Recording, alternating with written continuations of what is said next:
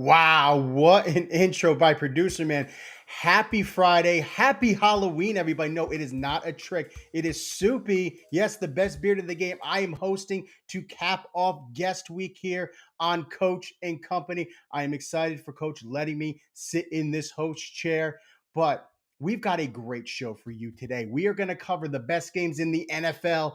College football has an exciting weekend ahead, and tonight, it's game 6 of the World Series. But before we can look ahead, we got to look back. We got to look and see how we did on Thursday. And my God, what a day we had. 7-3. We've got sweeps from Zeno. We've got sweeps from Peyton. And we've got a sweep from DG. And Coach, I know you can't see it on the screen, but that's why we're back today. We're going to help Coach rebound. And now, before we get to that, we're going to go over the schedule because we have got a great day for you. Of course, you can listen to Coach at 2 to 4 p.m. Well, there's your recap screen. But now let's go to the schedule. We're going to go off the ropes, 2 to 4 p.m. on Sirius XM. Pro Wrestling Nation, that is the channel that I am locked in all the time when I'm not locked in on 80s on 8. And of course, you can catch Coach and Bro on demand. They just did an episode the other day. It is incredible. But now,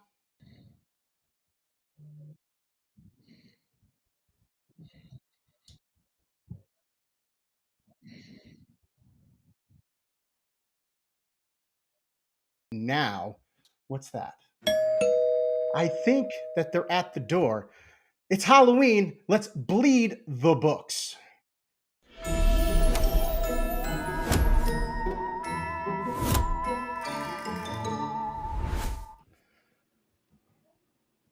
Well, it looks like everybody is in their costumes. Everybody looks great. Happy Halloween to everybody here. How is everybody doing? Let's start with you, Zeno, right at the top. Do you have any plans tonight for Halloween? Yeah, head down to Jacksonville and go to the cocktail party tomorrow. So I'm playing right after this. We're going to Georgia, Florida tomorrow. And I have the perfect Halloween costume. You guys are going to love this. Can't wait to send you pictures. Me and my girlfriend are going as Vincent LaGuardia Gambini and Mona Lisa Vito. That's going to be great. We got to have a picture for the show. I will send it to you guys on Monday.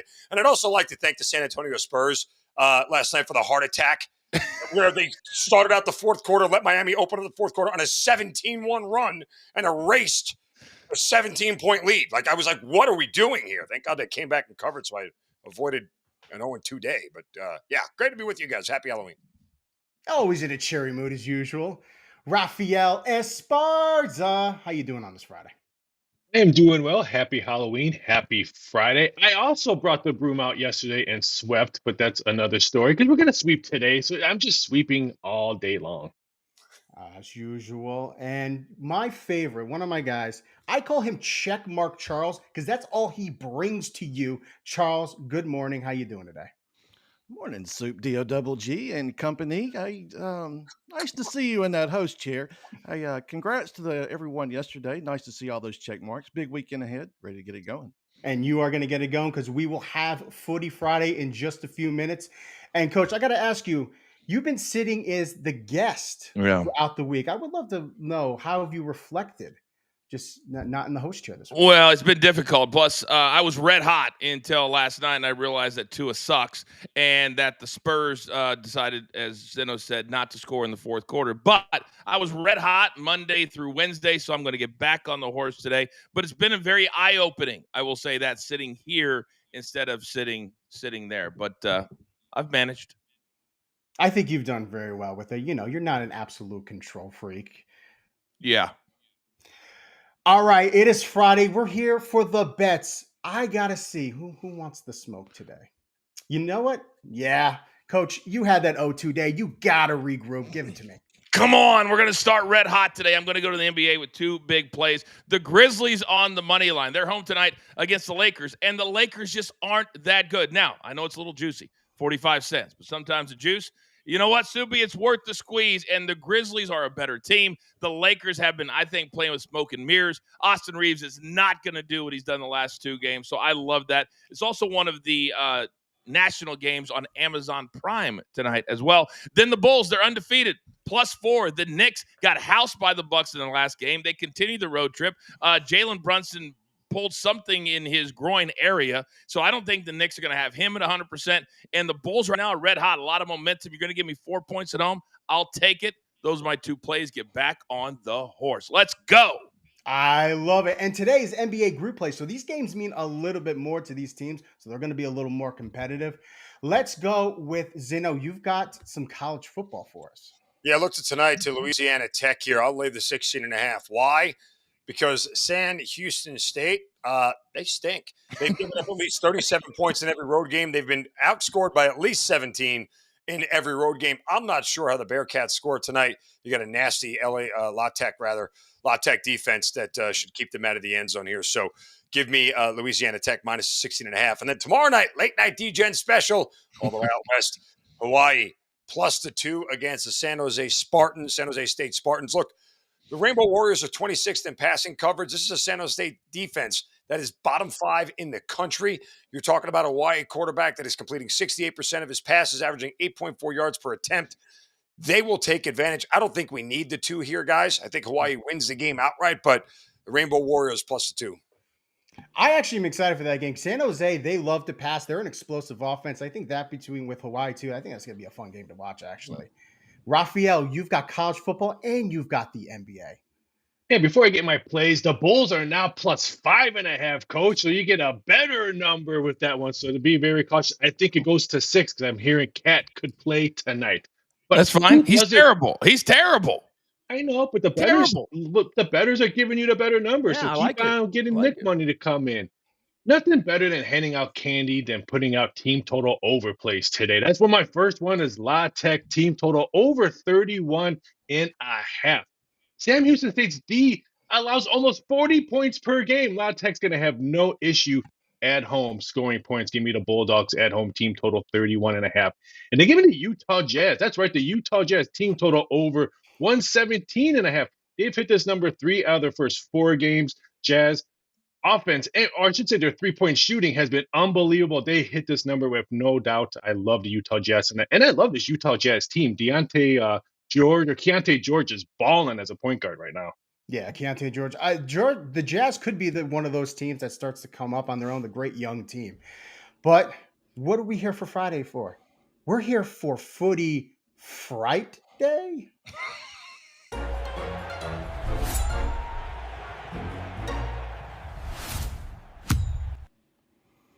I always look forward to the end of the week because we get Charles and Footy Fright Day. Charles, 2 days, Saturday and Sunday. Let's start with what you got on Saturday.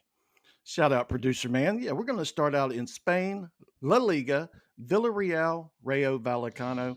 This one should be a good one with Villarreal home matches averaging 3 total goals, and Rayo, their away games, they average 2.7.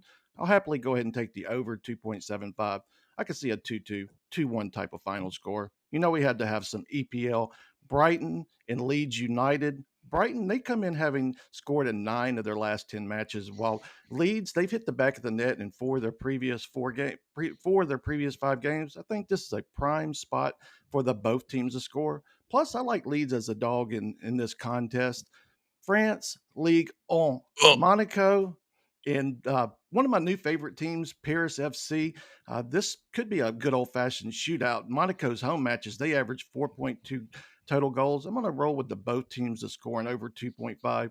These teams they have cashed this play in 70% of their matches. I think another 2-2, maybe even a 3-3 type final score. I love it. Those all look like check marks to me. 3 different matchups, 3 different leagues. But you also got us for Sunday. Let us know.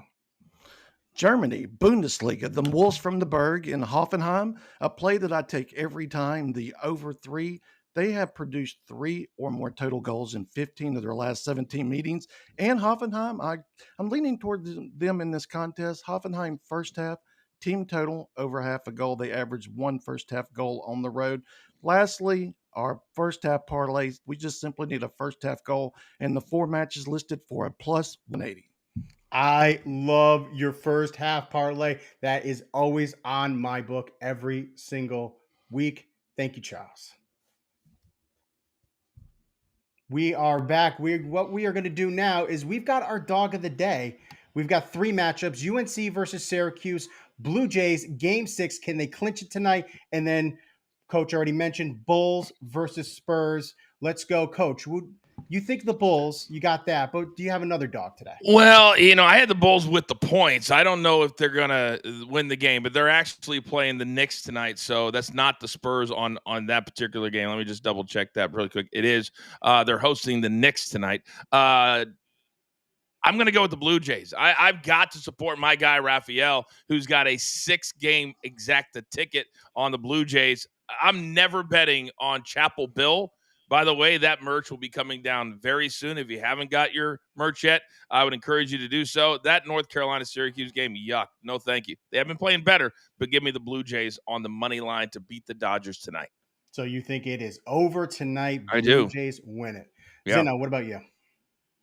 I always tell you guys, I don't bet a dog unless I see a path to victory. And the only team I think that has a path to victory tonight is the Toronto Blue Jays. And considering I bet the Dodgers to win the series, I am definitively trying to avoid some exposure on the Dodgers. So please, Blue Jays, if you're going to do it tonight, please, because I can't do it 2 nights in a row. So they have to win tonight, or I just have to eat it. So, that'll suck. That'll suck. I don't think that'll be good with your candy. Raphael, what do you think? Give me the Eastern Conference champions, the Chicago Bulls, who are perfect. They win outright tonight. I don't care. I don't want the +5.5. Give me the money line on Chicago. I like it. And Charles? I might as well be different. I'll take the Chapel Bills. They've come close the last 2 weeks. I think they potentially get over the hump this week. You know what? I'm going with Charles on this one. I actually think that UNC could get it done tonight. They've played some close games against a ranked Virginia team, against California. They're looking better. Syracuse, I really have not liked how Syracuse has been this year. Last year, they were one of the best scoring teams in the ACC last season. This year, it's just not there. The offense isn't there. The defense isn't there at all. But, so we're all in agreement that we're not in agreement. But let me ask you guys one more thing. The Blue Jays. Who do you think is going to be, if they win tonight, who do you think is your MVP, Coach?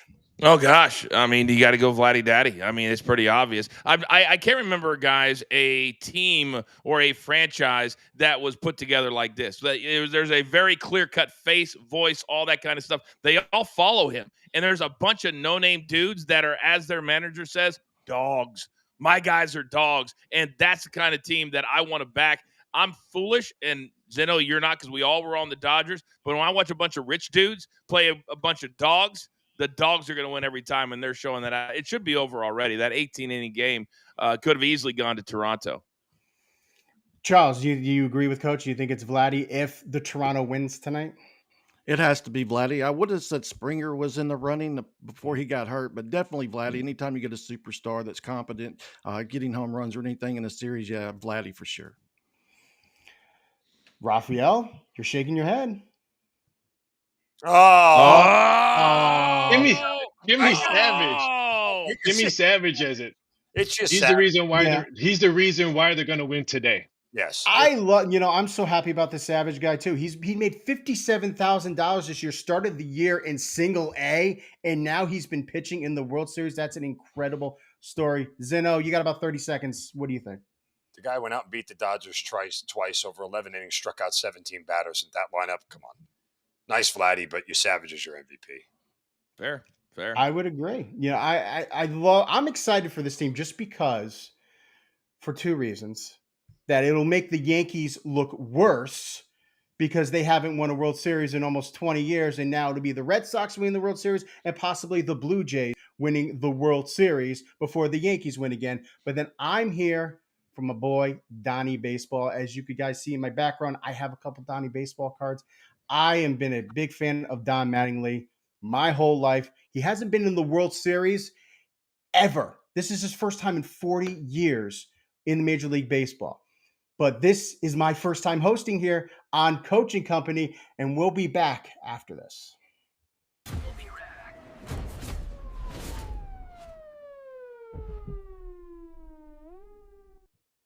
Welcome back to Coach and Company here on the YouTube page. We're going to talk about Major League Baseball, but not the World Series. Some new coaches. Former Tennessee baseball coach Tony Vitello, now managing the Giants.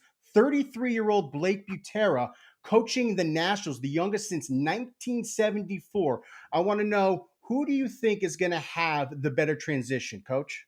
Well, I think it's going to be Butera, but what I like about both of these hires is that they're outside of the box. I'm tired of the same old hiring the 70-year-old manager because he's a lifelong baseball guy. There's a lot of good young minds out there that can hire one of those OGs. So give me the 33-year-old going to Washington over the college coach going to the pros. Zeno? I think they're both going to struggle. I mean, the Nationals are a bad franchise. And I don't know what Tony Vitello, it's just a different battle rhythm. It might take him a couple of months or, a couple of months or so to get his feet underneath him as far as the repetition of what you do every day in Major League Baseball. And who knows how elder players are going to take to him. A guy who's never had any touch of the majors before, there could be a sentiment from some veteran guys that are like, listen, man, you haven't been here. I've been here. This is how this goes kind of deal. It's going to be an interesting challenge for both of these guys. Well, Butera, he's been in the farm system. He's coached in the farm system. Vitello, zero major league coaching ability. So, Rafael, do you think that plays a factor? The fact that Vitello's never coached in the MLB. Give me a team that has a bigger checkbook that's going to try to get some free agents to go to San Francisco, and they're going to get one of these big free agents. They've struck out year after year after year. This year, I think they win. So I think I like the Giants. Yeah, I think that if I had to pick one of these teams, I would say it probably is the Giants because they just have the better roster. The Nationals, ever since they've won the World Series, they sold a lot of those players. They sold Juan Soto. They sold everybody, and it's just been an utter collapse since then. But who do you think has a better record this year? Really quick, Coach. Giants, because they're just a better team. Quickly, Zeno. Giants. Rafael.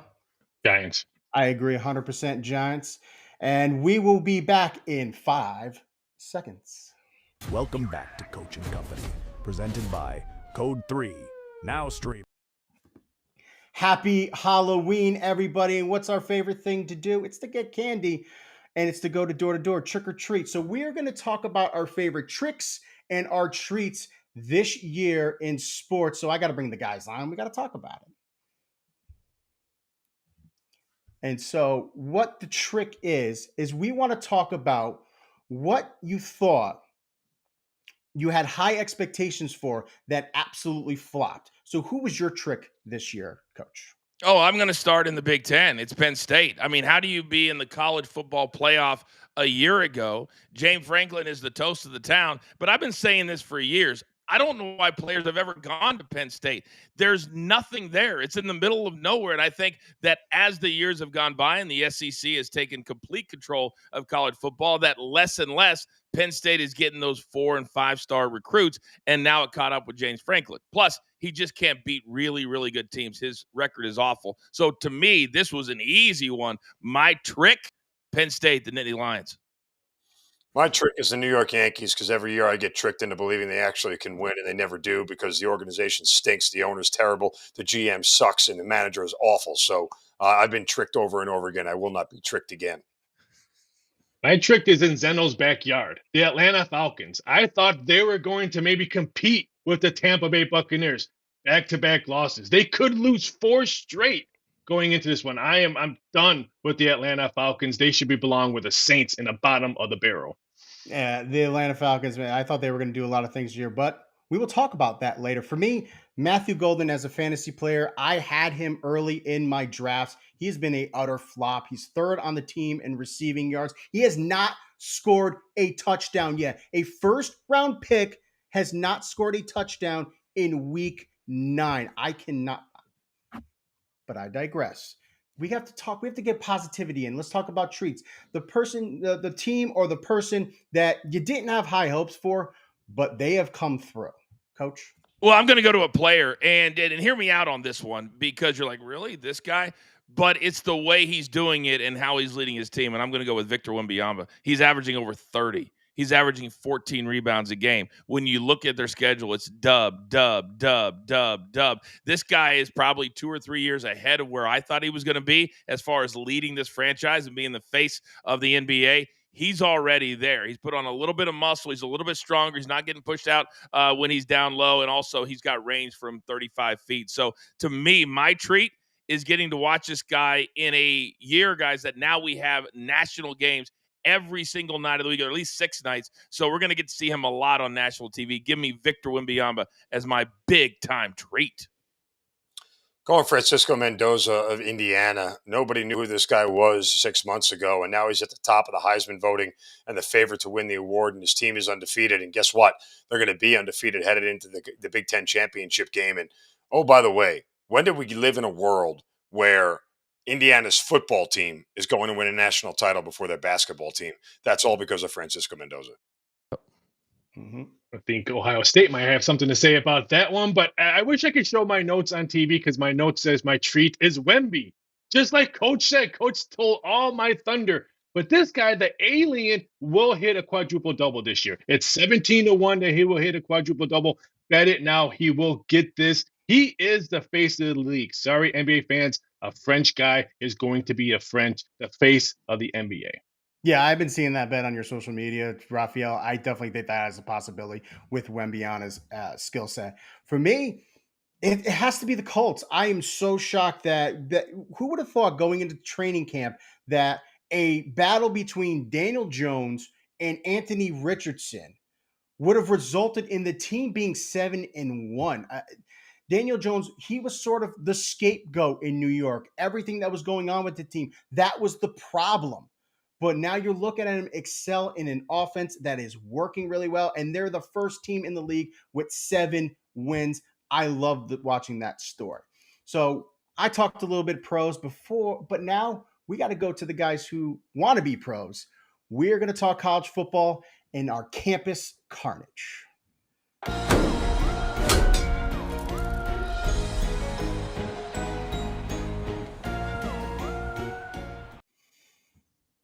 There is no doubt that the SEC is the conference to look at. So we're going to highlight a couple games from there. We're going to start with Vanderbilt and Texas. Coach, so right now they're saying that Arch Manning is making good progress, but he's still questionable. Does the absence of Arch Manning, do they have a chance without Arch Manning in this game? Well, I don't know. We haven't seen the other quarterback play other than at the end of overtime last week. But right now, Arch Manning has been subpar at best. The story of this game is certainly Vanderbilt. When they lost at Alabama, the beautiful part about the college football playoff, guys, is that one loss no longer kills you. It no longer knocks you out. So they didn't take a step back. Pavia has become an absolute sensation. He's doing shows and podcasts with his mom and legendary comedians in the background. This dude is what we need in college football, personalities. I want them to win so they can then make it to the playoffs, hopefully. And Texas is subpar at best. Arch Manning is subpar, playing average at best. So I don't think it matters if he's in the game or not. Because Zeno, right now, Vanderbilt to me is the story, and I think everybody wants them to do well. Yeah, I was going to say right now, they are the story. First time they made it in the top 10 since 1947, and that is behind Diego Pavia. Let me talk to you, Zeno, about Pavia. He's definitely a Heisman contender right now, just right now. No, you don't. All right, explain to me then. Not winning the Heisman because Vanderbilt's losing this weekend. Texas is going to kick their ass. That's the bottom line here. There's one thing I'm certain of about Vanderbilt. They are not the 9th best team in the country. There's probably about 20 teams that are better than they are, including the Texas Longhorns, who are power rated higher, which is why they're a favorite here in this spot. The Texas defense is going to eat this team's lunch. That's really last time. The other best defense that Vanderbilt has played all year long was Alabama. They scored 14 points in that game. So they're also going on the road into Austin. Diego Pavia's a great story. He's not going to win the Heisman. And Vanderbilt's going to lose this game. Texas for $1 million on Saturday. I kind of have to agree with you there just because of what I saw last week with Missouri. Pavia should have done a lot better. That team should have done a lot better against Missouri that we've seen have holes when they've played tough competition. And that game was close to the very last minute, and somehow Vanderbilt sneaked by. So I think I am going to take Texas in this game also. we got to talk another SEC matchup, Oklahoma and Tennessee. Coach, who you lean towards in this matchup? I love Tennessee. I really do. They have a dynamic offense. It doesn't matter if they get down early on or not. They can come back from 10, 14 down if they need to. And Oklahoma, unfortunately for them, they are a victim of the schedule. And their schedule is the hardest in the SEC. And that's hard to do. Every single week, it seems like it's another top 10 or 15 team. So Oklahoma, just by attrition, is going to get knocked out of this thing. Right now, they're 18. I think they continue to drop down because going into Knoxville and playing this team, I do like the over, though, because I think Tennessee will jump out to a lead and Oklahoma will have to play with them. So if I had to play anything here, it would be Tennessee or the over. You know what? That's the one thing I was thinking about was the over. 55 points in college football is actually an obtainable number, just because, especially with these two quarterbacks, John Mateer and Joey Aguilar, been two of the best passers in the conference. Zeno, what do you think about that? The last time Oklahoma played a legitimate offense, they got smoked, and that was last week against Ole Miss. What we found out is their defensive numbers as a top 10 team in total defense are a little fugazi because they haven't played anybody. They've played a lot of really poor offenses. Auburn's offense stinks. South Carolina's offense stinks. Like, this is not a team that has been pushed offensively by anybody. This is the best offense that they will play this year. Now, I do have concern about Tennessee's defense, which is a sieve. They gave up 34 points to Kentucky, for crying out loud. That's a really bad offense that gets scored 34 on them. So I do have concerns there. But in a shootout, if you're asking me under a field goal to take a team, I'll take Tennessee. Yeah, I think Tennessee, that's been the one problem this year. They have been in shootouts, and that bit them in the foot against Georgia. That's kind of put them back. Oklahoma, they've stepped up in certain games. You thought they would win against Texas, and then they just absolutely just Well, laid they had an egg John again. Mateer in that game, though. I mean, John Mateer was hurt in that game. He didn't play. He was hurt. He has been dealing with that elbow injury that he had surgery with. I got to ask, though, Oklahoma, is there an in for them if, let's say, they don't win the SEC? They go Alabama versus Missouri versus LSU. Coach, if they win out, do you think they get one of those wild cards? Well, I mean, A, they're not going to win out. But B, if they do, because anything is possible, I think this is the year that the SEC is going to get 3, maybe even 4 teams. At this time last year, guys, remember the betting, you could bet on how many teams. It was 5 or 6. Yeah, it might be 5, Zeno. I mean, what do you think, Zeno, the five are going to be? Right now, Alabama, Texas A&M, Georgia, who else am I? I got to look right off the top of my head. Ole Miss. Ole Miss, yes. Ole Miss will get in. And then really, like, I think there is actually room for a 3-loss SEC team to get in. I think this may be the year where we see it after leaving Alabama out as a 3-loss team last year. But there certainly is room for a Texas with 3 losses. If they're to Ohio State, Florida, and A&M, they're going to get in. I don't think Vanderbilt, Missouri, Oklahoma all pass the eye test, but Tennessee and Texas could have an argument here as a 15 in. I was looking at Texas too because they have a tough schedule too. They're playing Georgia, Arkansas, Texas A&M. You get wins there, you put those on your resume. Yes, that is a potential for a wild card spot. This way, Tennessee's 2 losses is at Georgia and Alabama. If they lose to a ranked Oklahoma or a ranked Vanderbilt, they probably get in with 3 losses. I agree with that. Yep. And that's the great thing about the SEC is that it's so good that you see these teams knock each other out every single week, but that doesn't take them out of contention other than like the Big 10 or the Big 12. There's no 2-loss Big 10 team going into the playoffs. So that's what I want to ask, Coach. Ohio State, Indiana, if they get 1 loss, which could be in the Big 10, do they win?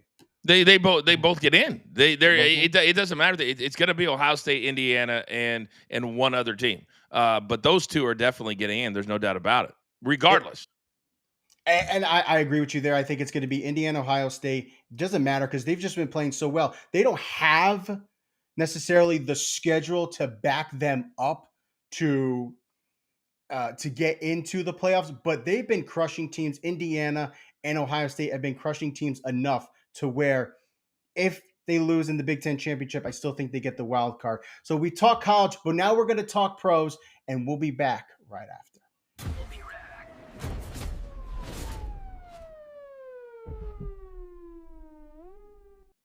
Welcome back to Coach and Company on the YouTube page.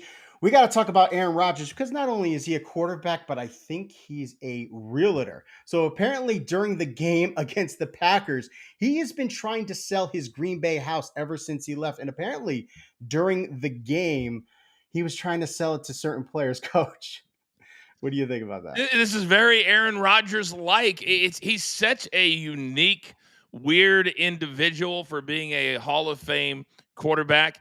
And when you're making, I mean, this year it's only 13, but he's been north of $20 million for years and years and years. Why do you care about somebody buying your $2 million house or $3 million house? It doesn't make any sense, but very on brand for Aaron Rodgers because he does stuff that nobody else does. So it's just a little comical to me.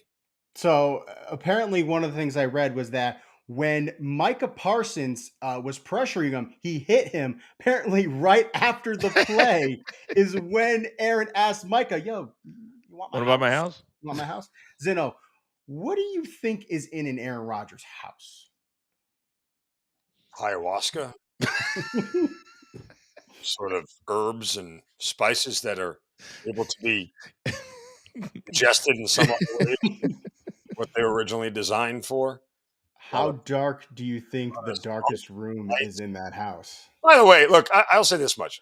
That sort of stuff happens all the time, like where players do that sort of joke with each other on the field. That's not uncommon. Like I didn't see the story, Soupy, so I don't know the context of how it was done. But if it was done in that manner, where Aaron Rodgers laying on his back, yo, Micah, do me a favor, my house, because he just moved there. I was, hey, if you need a house for sale, I'll give you mine.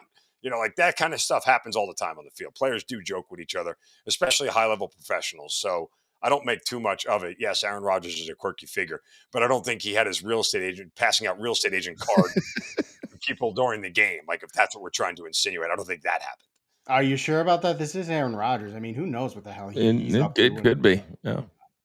I mean, so apparently he's been trying to sell this for the last couple of years. He's reached out to several players, and it hasn't happened to him. But we'll talk more in 5 seconds.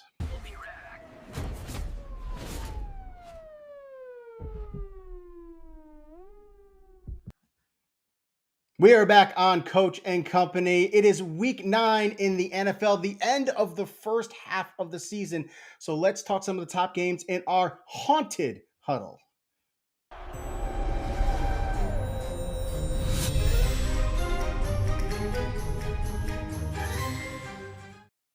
Once again, kudos to producer man on these graphics. I absolutely love it. I got you here, Rafael Esparza. I just love saying your last name.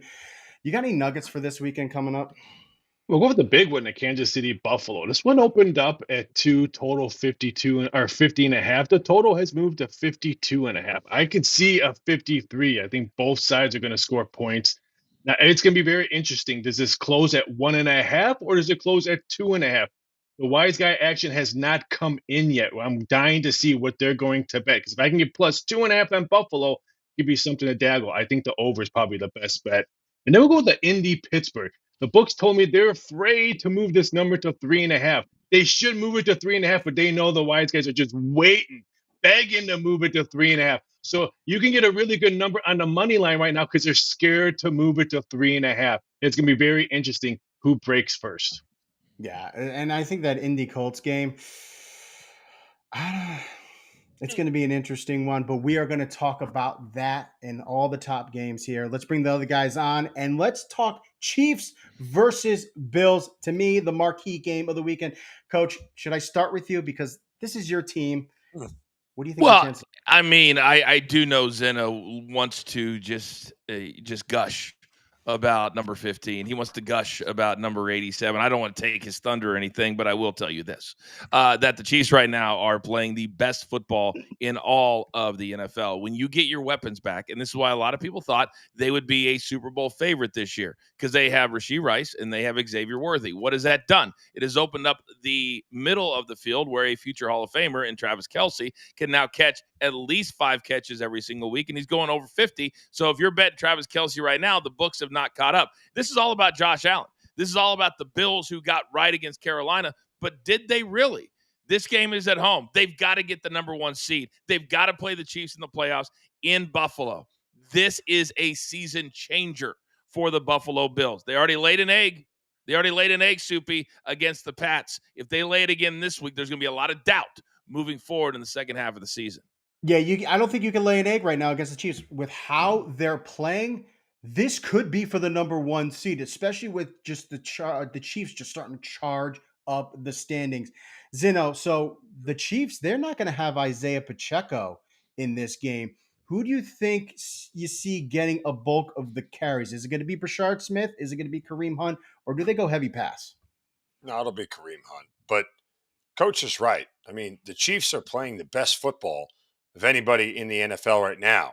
However, the Bills have the best quarterback in the NFL in Josh Allen. And as long as you got 17 back there, your team has a chance to win. Love the Bills this week at home. Take the 2 points. I won't need them. I think the Bills went out right here. If it's the one thing that we know about this series, they're 4-4 in the last 8 games played. The Chiefs have won every game in the playoffs. The Bills have won every game during the regular season. And that's where the Bills excel here. It's going to be a raucous crowd in Buffalo. Get ready to hear Mr. Brightside in the fourth quarter with the Bills up, ready to cash a ticket. One prop, though, Soupy, that will cash will be Mahomes using his legs. It's usually been both guys, but Josh Allen has not been running as much as Mahomes. So book that. I would stay away from Allen with his legs. The one thing about Patrick Mahomes that I've seen him play in some of these top games, like when he's played Baltimore, when he's played Cincinnati, when they were competitive, and against Buffalo, he has no problem using those legs. He will sometimes be quick to scramble, and he can break off those 20-plus yard runs. I agree with that. I will take the rushing. Soupy, real quick, the thing here for Buffalo is like, which defense will show up? Remember, they gave up 40 points in week 1 to the Ravens. Since then, they haven't allowed more than 24 to everybody. There's this narrative out there that the Bills' defense is bad. Now, they lost Ed Oliver. That's going to be a huge loss for them on the defensive line. But if they can keep the Chiefs to 27 or less, I think they got a great shot to win this game.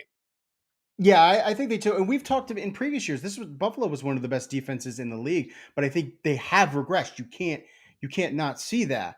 And I think breaking how they were before and comparing it to then, and Coach? Let me ask you this, and Zeno, either one of you guys can answer this. Do we feel like now that we're now north of 5 years and Josh Allen hasn't won a chip yet, are we seeing any pressure that he's putting, or the team, as they're moving into a new stadium and all of that, are they starting to put a little bit of pressure in these big games? Either one. Of course, there's pressure. Zeno. Remember, it took Peyton 9 years to win his first Super Bowl. Yeah. 9. So, let's stop with he has to win it this year or his legacy is X or Y. He's got a long, and it took John Elway forever to win a title. It did, yeah. So I don't like these narrative-based hot take stuff. Yes, he's got to win a championship at some point to validate his career. Doesn't matter whether it's this year or 5 years down the road. Eventually, Josh Allen, I think, adds a championship to his resume.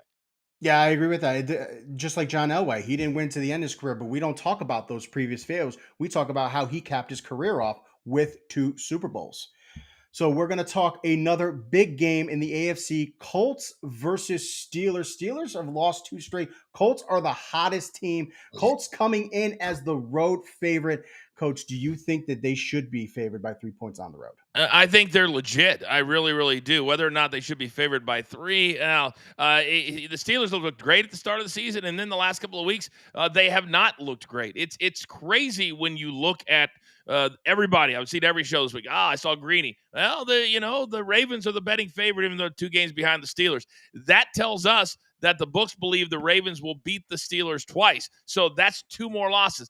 This is about the Colts. And the Colts are so much better than anybody thought they were going to be. Jonathan Taylor right now is the best running back in all of football. And Danny Dimes getting out of the Mecca with all that pressure on top of him, he's playing free. He's absolutely playing free, and they're playing great football. So I would probably take them on the money line, even laying the 65 cents. I don't like that 3 on the road. I never like it away from home. But I certainly think that they're going to win. By how much, I don't know. I kind of agree with you there. I hate the 3. I think the 3 in general is a terrible number to hit. Zeno, the Steelers, well, they've played some pretty bad defenses over the last couple weeks, and they've put up a lot of points. Do you expect them to get a lot of points this weekend against a better Indianapolis defense? I mean, their offense isn't the problem. Their defense is the problem. They're scoring enough points to win games. Their defense has been terrible. But to Raphael's point earlier, books are scared to move this off 3.5 for two reasons.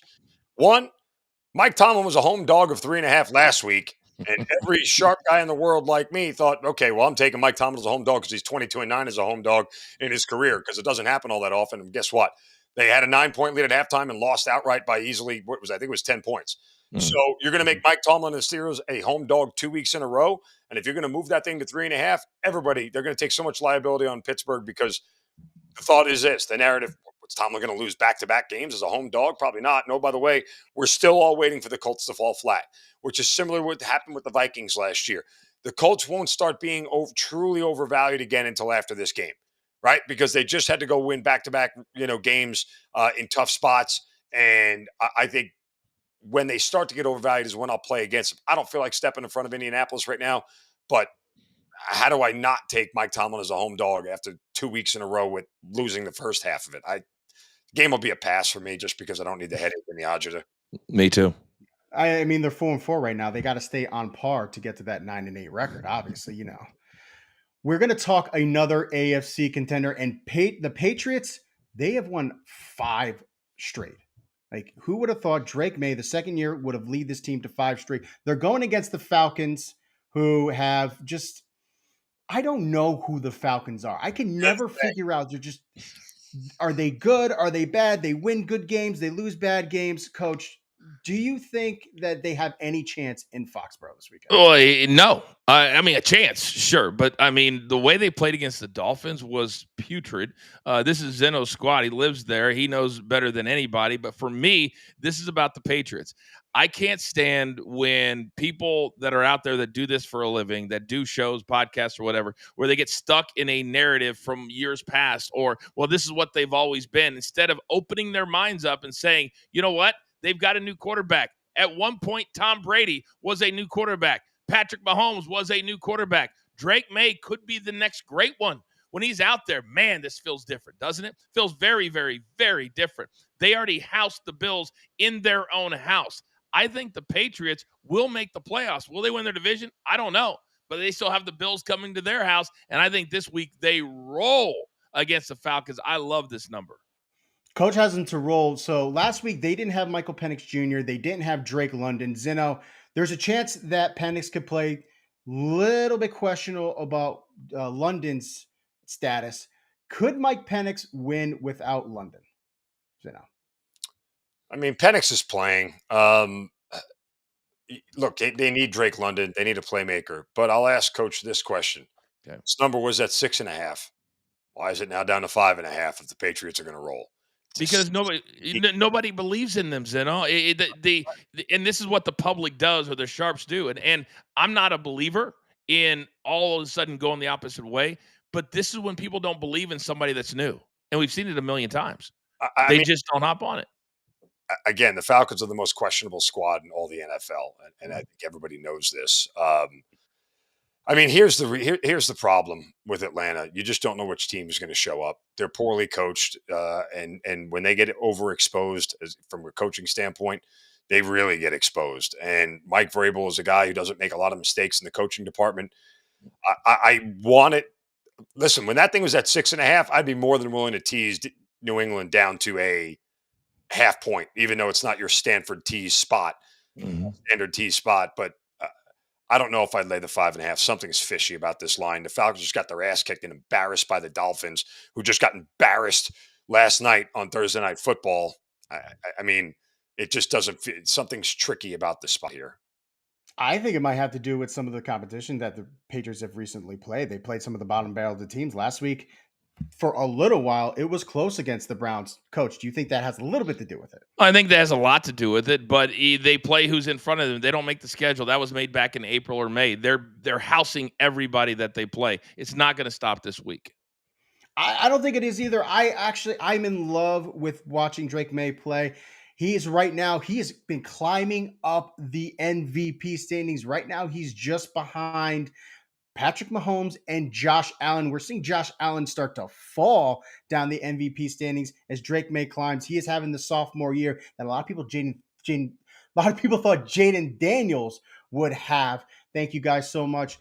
Back at the break, we're going to talk about Game 6 of the World Series on Coaching Company.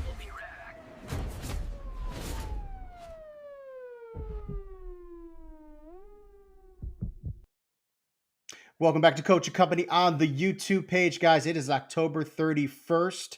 That means it's Halloween. I've got like a bowl of candy right here that I've been kind of snacking a little bit. But Coach, I got to know what's your favorite candy? Well, I live in this I'm right on a corner lot here in SoCal, and the one place, guys, you don't want to be is a corner lot in SoCal because everybody comes to your house. I don't want people knocking on my front door, and I also don't want that little kid who comes up and on the Ring camera, he's like, "Double bird, I'm taking your whole bowl." So I don't like to put them out on the thing either. So for me, it's always Reese's Peanut Butter Cup. You take one bite, you can eat both in 2 bites. That's my favorite. I don't like the sugary candy like Skittles or anything like that that's going to get in your teeth. I like the chocolate. Yeah, I'm not big of like a Skittles fan. I do love the Sour Patch Kids, even though they are a little chewy, get stuck in your teeth, but I just love that taste. Zeno, I feel like that your favorite candy is a protein bar, but prove me wrong. I'll do it this way. I'll tell you what the most overrated candy is out there. Oh. Reese's Peanut Butter Cups. Come on! Come on! Candy in the world. It's like near the bottom of the list. It is so common and overrated. It's ridiculous. Give me a Butterfinger. Give me a Baby Ruth. Give me, there are so many better candies out there. Give me a Twix. Give me a Kit Kat. Come on, stop. Yes. I said it, Coach, and I said it. No, by the way, you know what else? I can't breathe. I can't breathe. I've set up a sensor that when the kids walk in, a speaker goes 6, 7, 8, 7. Did you really, or are you just joking? No, I really should do that though. Oh my God, that would be hilarious. Hilarious. Oh my God. 6, 7. I'm kind of happy you didn't just say protein bar. Raphael, 30 seconds. It's Reese's. I can't believe Zeno said that. I am never texting Zeno a football nugget ever again. It's Reese's Peanut Butter Cups. God, I mean, you guys are like pepperoni pizza. Just I bet you hate Reese's Pieces too. Well, the same damn thing. A different shape. Like get some creativity in your life. Come up with something better. Get him out. Get him out. Welcome back to Coaching Company, presented by Code 3, now streaming. We are back. We are going to cap it off with the World Series. Game 6 is tonight. I'm wondering can Toronto close it out, or do the Dodgers have one more in them? I got to bring the panel on to talk about it. So I am going to start with Coach. Do you think this World Series ends tonight? Plain simple. It's tough because the Dodgers have the pitcher that they want on the mound. He has gone complete game more than once in this postseason. Yamamoto, he's super cool. This is going to be an atmosphere that's going to be like nothing the Dodgers have ever played in before. I do think the Blue Jays get it done tonight. I feel like they're a team of destiny. They've got a bunch of no-name dudes that just go out there and get hit after hit after hit, and then they got a couple of leaders at the top. So I think it ends tonight. I think it's going to be exciting, but the Dodgers do have the guy that they want on the mound for sure. Zeno, previously Toronto said that they're not going to pitch to Ohtani. They pitched to Ohtani in Game 5. He went 0 for 4. Do you think Toronto sticks with that plan, or do you think in a pivotal elimination game, do they stay away from him? I mean, it's situation dependent. I mean, look, if they get a lead, right, and they have more, and Ohtani isn't representing the tying run, they're going to pitch to him. I mean, the Dodgers counteracted, right? As soon as they announced they weren't going to pitch to him, let's put him at the top of the lineup, right? So we'll get a free pass every time that he shows up and set it up for our big guys, which was smart by LA.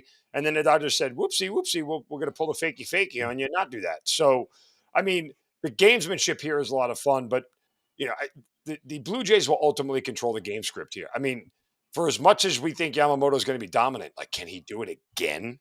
Right. Again. It's really tough to be at that level for start after start after start in the postseason. I don't know. Like I said, I had the Dodgers pre-series laying more than 2 bills here, and now I'm chasing with Toronto to win this thing tonight. So Yamamoto, if he can have another one of those games, this could be a low-scoring game. Charles, I always go to you with my totals. What do you think about the 7.5? That's an interesting one because normally I like the Dodgers in this one because the powers that be, we all know they won a game 7 also. So I'm definitely backing the Dodgers, and Dodgers and unders have been coming in. Toronto's have been more high scoring, except the last one it's staying under. This one's kind of tricky though. I think we can potentially see some runs in this one. Also, look at Max Muncy as a prop. He's owned Gosman. He even had a home run against him in game 2. So yeah, Dodgers potentially the over, Max Muncy on some props. I think it could happen where a point where we don't see Yamamoto as good as he's been, and I think it could sneak to that over. Raphael, the minus 140. What do you think of that? Should we wait on it, or do you think that's just a good spot to stand in? I think the public's going to be betting the Dodgers all day long. I think the public thinks that the script says Game 7 in a World Series, so Dodger money will come in. I'm all over the Blue Jays. I just want baseball to end because we have college basketball that starts on Monday, CFL playoffs. I would like to have a sport to end so I can concentrate on other sports. But give me the Game 6 winner today. So wait. Did you say Game 6 or Game 7? Did you say 6 or 7? 6. Thank you, Zeno. Thank you, Zeno. I got Missed you. that one. That was a good one. Of course, when I host the game, the show goes all to hell because it is Halloween. And so why don't we just go over our picks? We are going to bleed it dry.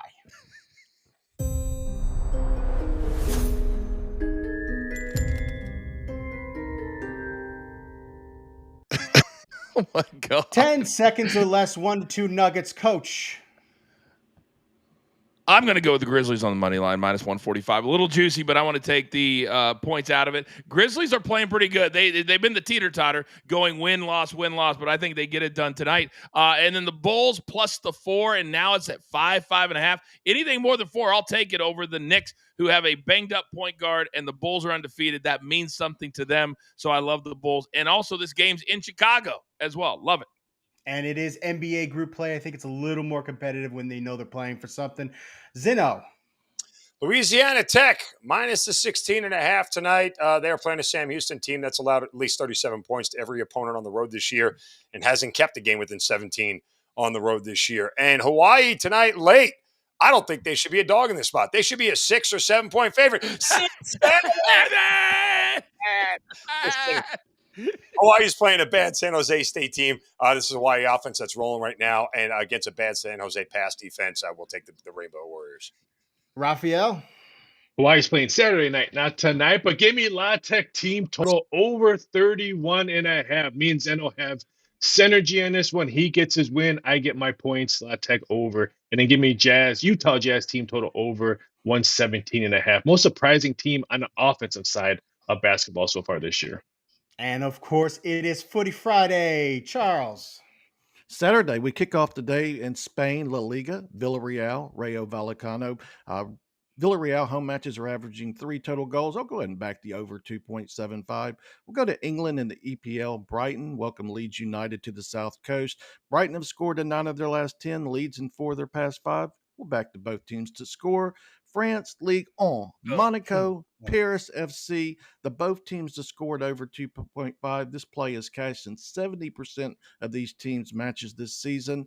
Sunday, Bundesliga, Wolfsburg, Hoffenheim, in a play that I back every time these teams play. The over 3, they've combined for 3 or more total goals in 15 of their past 17 meetings. And Hoffenheim, first half, team total over half a goal. They average 1 first half goal on the road. Then the first half parlay, we simply need a first half goal in the 4 listed matches for a plus 180. Real quick, I got to jump in real quick because before we get to that, because last night, Soupy, at the premium pop-up, there were a lot of people that wanted to hear you pronounce 1 or 2 of these from Footy Friday. They did. I'm just the voice of the people. Let's see. We've got Wolfsburg versus Hoffenheim. Brighton versus Leeds United. I mean, these aren't that tough. Oh man, that's great. All right, let's stop me being dumb. No, Raphael, real quick. JJ, where are you at? Come here real quick. This is gonna be great. I know where this is going. Hurry, we're live on the air. Let's go. All right, come here. I need you guys on camera because you know how cool your dad is. Lean in right there. So we had a certain number of picks. Some people had 6, some people have 7. What is that? I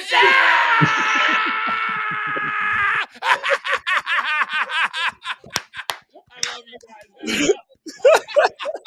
They're all doing it. I like doing it to piss my kids off now because Yeah, me too. Love you. You're My not wife's cool, a middle Dad. school teacher, so I know she knows exactly what all this is. I'm Raphael, sorry. quickly make me smarter. How am I supposed to follow that? The total has gone over in 11 of the last 15 games against conference opponents. The Memphis Tigers will be running all over the place tonight you can against also see they've gone over in 6 of their last 7. Yeah.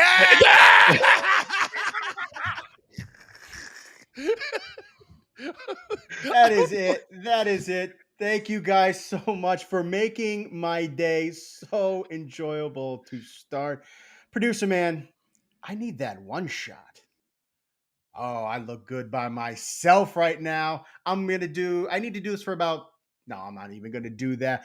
Thank you so much Coach for letting me host this show. I thoroughly have appreciated it. Great way to cap off the weekend. I hope all of you guys took our bets and you've already put them in because you are going to go to the ticket window and cash them in. And I want to thank my crew for keeping me balanced, for keeping me strong about 6 or 7 times today. Yeah, that's the last time I do it. So to the crew, thank you, Coach. Thank you, Zeno. Thank you, Raphael. And thank you, Charles. I am Soupy. Thank you all. Have a great weekend. Have a great and safe Halloween. Enjoy your games for Coaching Company.